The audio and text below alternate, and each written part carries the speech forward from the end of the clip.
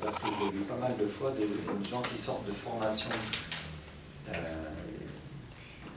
de journalisme, plein d'idéal par rapport à la profession.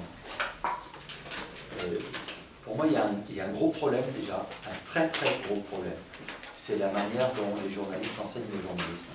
Merci. C'est-à-dire qu'ils présentent une vision de leur travail qui est complètement idéalisée. Et un peu comme les chefs d'entreprise et les vendeurs de voitures d'occasion, ils ont tendance à raconter leur grand succès, mais pas à raconter au quotidien les difficultés, par exemple.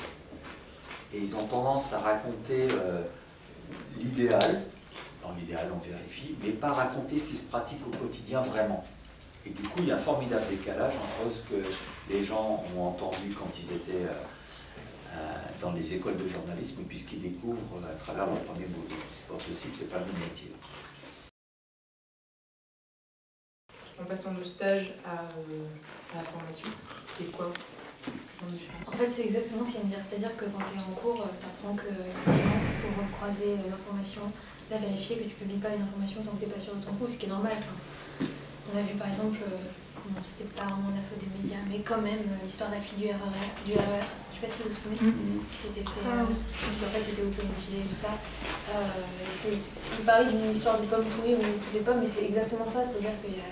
Et donc là, tu arrives dans le milieu plus professionnel. Par exemple, tu es en stage ou alors tu es à une conférence comme aujourd'hui maintenant et tu parles à un professionnel.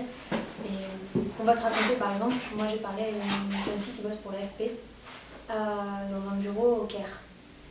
Et elle nous a dit, écoutez, un jour, ce qui s'est passé, c'est que j'ai entendu un truc. Mais parce que je suis dans le milieu, parce que dans la rue, parce que j'ai les oreilles ouvertes, j'ai entendu une info. J'ai décidé de commencer mon investigation à ce moment-là, pour vérifier l'info avant de la balancer sur l'AFP. Parce qu'il y a un fil, vous savez que tous les médias sont connectés. Et donc elle a vérifié son info, et pendant qu'elle vérifiait son info, elle a eu un coup de fil de son patron. Et apparemment pas juste au-dessus, non, un peu plus au-dessus encore.